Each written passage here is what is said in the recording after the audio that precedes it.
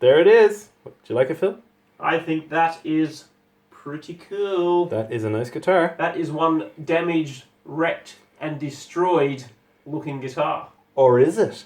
Or is it, Phil? Or did someone artificially do this, Phil? I think Let's talk about this. I think maybe between Let's talk about this guitars guitar, and maybe I added a bit of relishing to that one. Hello, tubers. We're back. We're back, and we have a new guitar. This is the Vintage Guitars V52. I think you all know what that means. It's a reissue of a T-style 1952 edition. And boy, is it vintage. It's relict. It's relict. It's That's absolutely the word. Relict. beat. Let's show the folks So at Vintage did I love the job Vintage did on this one. They really ripped off the lacquer in those areas where there should be no lacquer on a relict guitar. It's a one-piece older body. All that extra sort of lines in the body itself, I did that myself. Yep, that was done by Phil. I'm going to talk a bit about that. I actually bought that this guitar second hand, and I got it for an absolute ridiculous bargain of €170.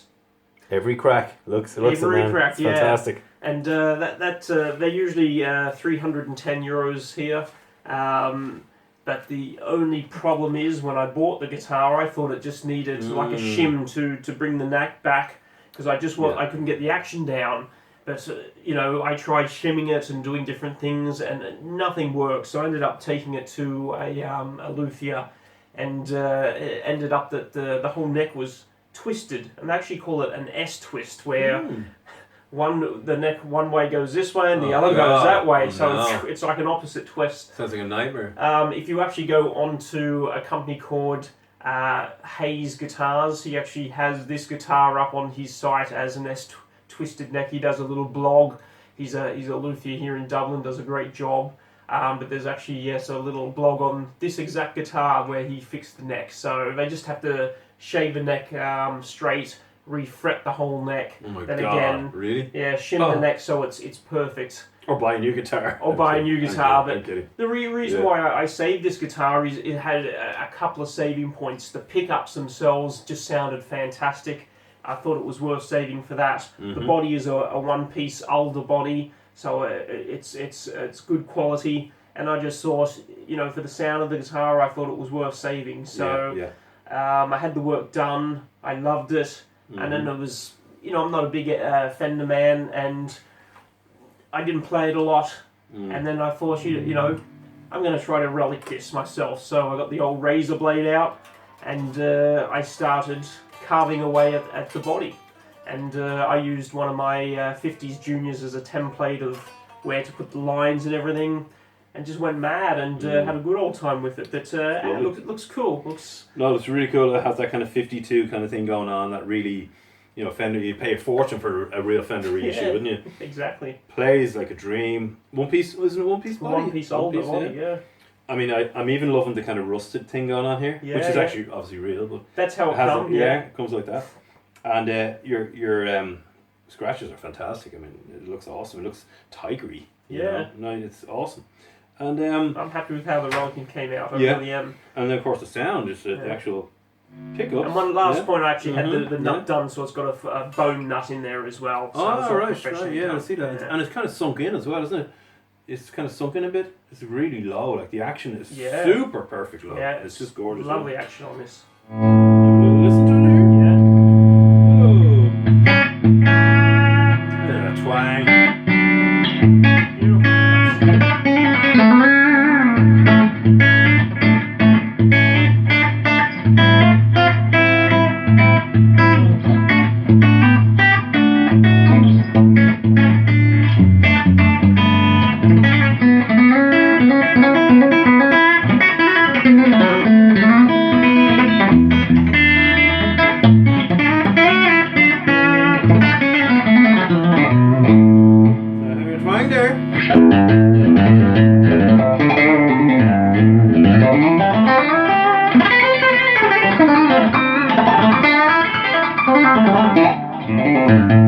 Very scratchy on the bridge. It's lovely. Middle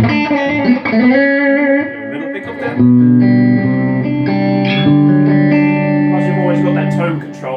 Probably a bit too scratchy, turn it down a bit. That's true.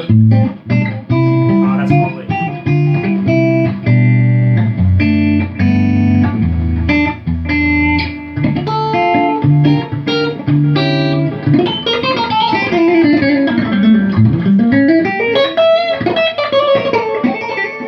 Oh, we now have the neck.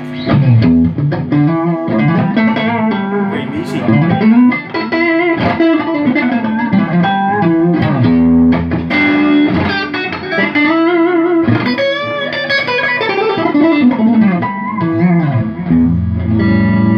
Very nice, yeah. Tasty. Yeah.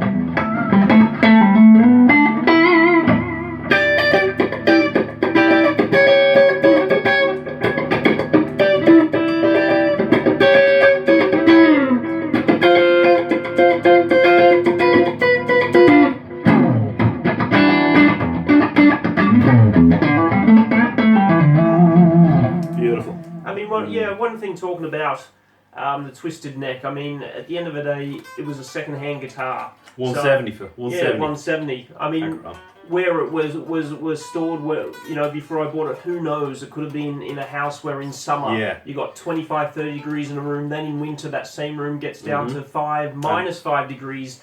When you get a lot of temperature changes, that's when these things happen in the wood. You know, if you've got an expensive guitar, you want to keep it in a sort of temperature-controlled room. So, and Ireland is the worst place for this kind of thing. Exactly, yeah. So damp here, man. Yeah, you know? Wood expands and contracts. It's not a stable product like metal. Yeah. So that's the thing. Is you want to look after your guitar.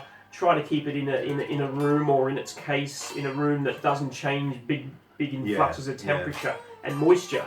So I don't know the history of the guitar, but I thought it was worth salvaging. And I mean, all up, I put 520 into it. It was 170. It was 350 for all the luthier work from Hayes Guitars. Whoa.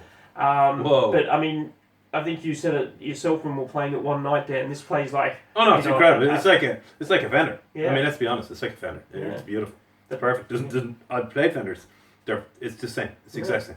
There's no difference. Yeah. Beautiful. Looks amazing. The aging, the whole thing going on, the whole package. We have to get on the Danameter. I think we have to talk about it. I think I'll go for a 7. A 7? Mm-hmm. I mean, like knowing the history and what you had to do to it. So I'm not going to just jump in there. Even though it plays like butter, it plays like butter. It does play like butter. But I have to say, I'd go for 7. Yeah. Just, because of the history of the guitar. Well, that's the thing is... the love you put into it. It's like you're Frankenstein here. It is a Frankenstein's monster that works now, and... it was worth saving. That guitar, some person could have said, well, it's not worth saving and junked the whole thing, but those pickups, and this is what I always say about Wilkinson, the vintage brand, Wilkinson behind them, and there is a certain quality to Wilkinson. There really is, you can really hear it. They're bell-like and clean, and it's a lovely kind of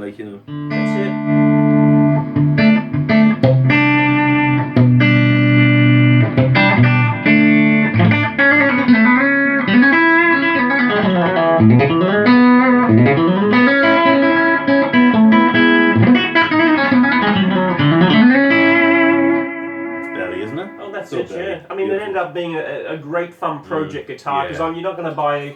Well, I wouldn't buy a grand guitar and then start relicking it. Sure. I mean, I can't stop playing this. Like, I literally can't stop playing it. Yeah. It's so playable. It's beautiful. It's a joy to play. Yeah. So fast as well. Beautiful. It's a lovely neck, and now with the fretwork done, that action is. You wouldn't want it any lower than that. No, it's perfect. It's exactly where you want it. Yeah, it's perfect. And again, that's what shows to me that with a cheaper guitar, you can have unfortunate problems with them, but they can be fixed.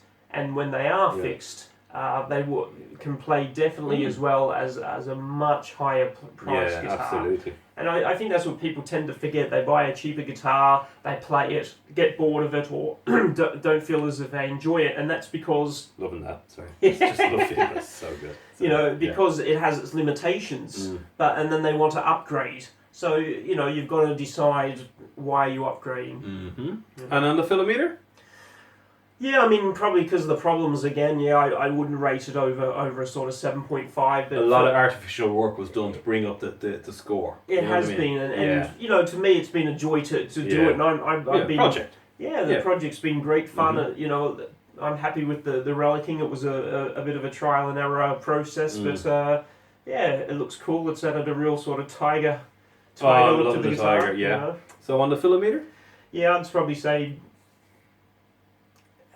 It's hard, isn't Yeah, it? yeah. It's like a problem child. It is a It's a very, very naughty guitar. Exactly. Okay. Yeah. In that sense, You still love them though. I love it, but it's been a problem child. And Yeah. I'd probably say a 6.5 because it's had a lot of work to do it. But at the end of the day, it's now what it is. It's fantastic. Oh, it is. It's a great guitar. It's a fantastic telly. Does all that telly stuff. Yeah. Dingly ding, wingly lingling, all that. I love all that kind of thing. That's it. Twangy as hell. Yeah. Loving it.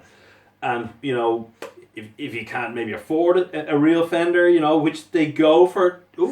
They go for 2,000 plus, wouldn't they? They go for 2,000. Well, the basic, American model will go, I think, just over $1,000. And then I was talking about those those shop, the what's that V relics. thing? The custom V, isn't it? Oh, that's the custom custom Isn't shop. that the logo? They have that custom shop, Fender custom shop. I've They seen do, them for yeah. 2.2. Oh yeah, they're ridiculous. 2.9 or something Yeah, like yeah. that. Well, you get a free case. Yeah. You get a free case. Yeah, I mean, someone did have to also drag that behind a car. They had to throw their keys at it. Yeah, that's right. They had to keys. Yeah. Yeah, it's. I mean, Put it in the fridge. that for would a have been while. expensive, Yeah, all those keys to throw it on the guitar. Is that the first job they get in Fenders? The new guy comes into Fenders, start throwing throws keys. the keys throws at the guitar? Yeah, From a distance. That's a it. specified distance. Of course, Yeah. And you've never thrown a key at this? I have not thrown a key at it. No. I just used a razor blade Yeah. in anger, and it was fun. No, it's great. I can see it. It's like tigery. Yeah. Yeah, it's awesome. So we rock it out. Let's have a nice Nice mellow, jam. fendery, twangy So jam. let's make it sound. Whoa!